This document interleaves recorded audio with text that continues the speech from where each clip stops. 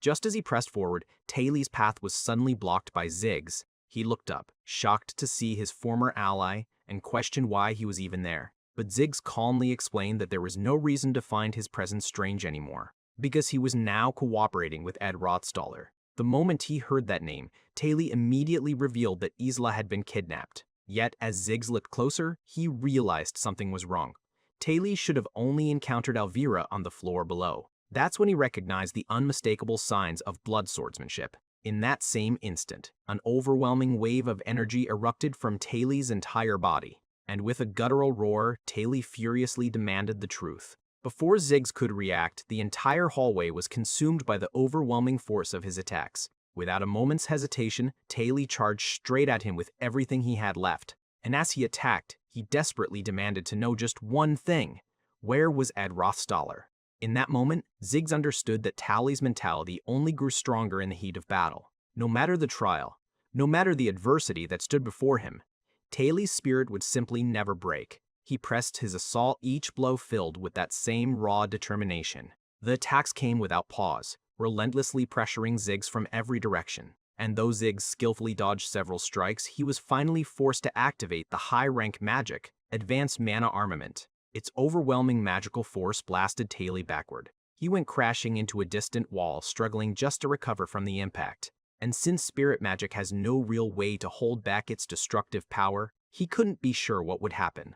There was simply no telling what might occur once Taylor reached that floor. With this grim thought, a tremendous aura erupted from Ziggs' weapon, surrounding it with overwhelming power. But just as their battle escalated, the scene shifts to Isla, who had finally reached Ed. No matter what Ed said, she was determined to see this through.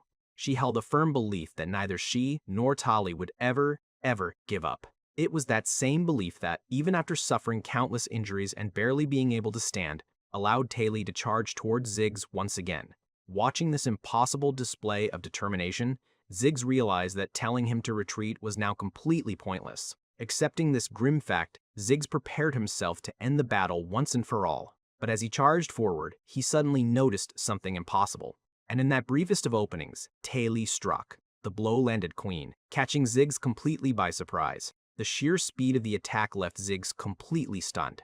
He realized that what he was witnessing, it should have been impossible. It was like the famous anecdote of two monsters facing a single swordsman.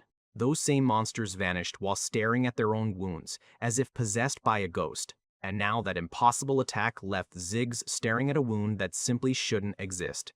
This was the high-rank magic swordsmanship of the swordsman forma technique, allowing attacks to appear even after the original strike had been blocked. It meant that even if he successfully defended one sword slash, another attack would just emerge from somewhere else entirely. Yet, despite realizing the terrifying nature of this technique, Ziggs smirked, and in response, he immediately activated the Spear of Greenery.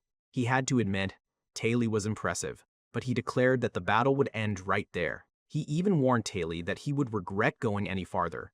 After all, this was a man who had mastered spears, swords, gauntlets, maces, and countless other weapons to a first-rate level. He had honed his skills against every conceivable challenge, and for that reason alone, the world had bestowed upon him a unique title that belonged to him and him alone. Fueled by this sheer, unbreakable determination, their final techniques collided in an unbelievably powerful impact. The resulting devastation obliterated everything around them. The force of the explosion hurled Taylor backward, sending him slamming into a distant wall. That same wall then shattered from the sheer force of the impact. Through the dust and debris, Ziggs desperately called out to Taylor, begging him to stop. He warned him that continuing any farther would bring nothing but ruin. But even buried amidst the rubble, Taylor refused to yield. And as one battle raged on, another was just beginning. Isla was finally confronting Ed, demanding to know why he would go to such lengths. Ed's answer was chillingly calm. If he did not go this far, everyone would die. And since she insisted on pressing him for a real explanation, he decided it was time to reveal the full reason. Each one moved with a singular, unnerving purpose. An entire army, all of them converging on this very location. That's when Ed revealed the truth.